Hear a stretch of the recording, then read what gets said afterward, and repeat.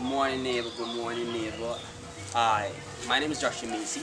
I'm from FarMacey Gardening Tips, and I'll be doing a series of videos explaining what and how to get a start up a kitchen garden. If you have a kitchen garden, you may know more than me.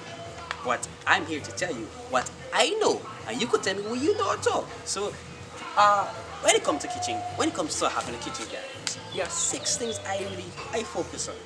And the 6 stuff that I focus on, don't worry, I write it down so I'm making sure I know what I'm telling you. So here's the six things I focus on.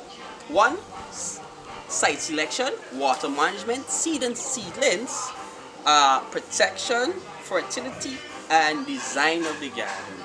So for this, I'll tell you about site selection. Yeah, for site selection, you questions you have to solve. Where am I going to put my plants? How will the site that I select affect my plants? Will it protect my plants? So here are the things that I focus on when I choosing a site to set up my kitchen garden. So the site has to do with sun, seedling, and soil. Why? If you get a site where it's completely shaded, nah. If you have a site that is shaded and partially sun, some plants like it. Plus some plants, a variety of plants like full sun, and some like sun in the morning, shade in the afternoon, or sun in the afternoon, shade in the morning. Depends on the type of plants you're doing.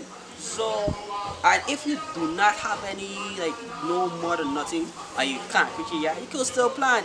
I'm going to tell you how you can plant it, and how you could choose it when it comes to gardening design. So wait on the series.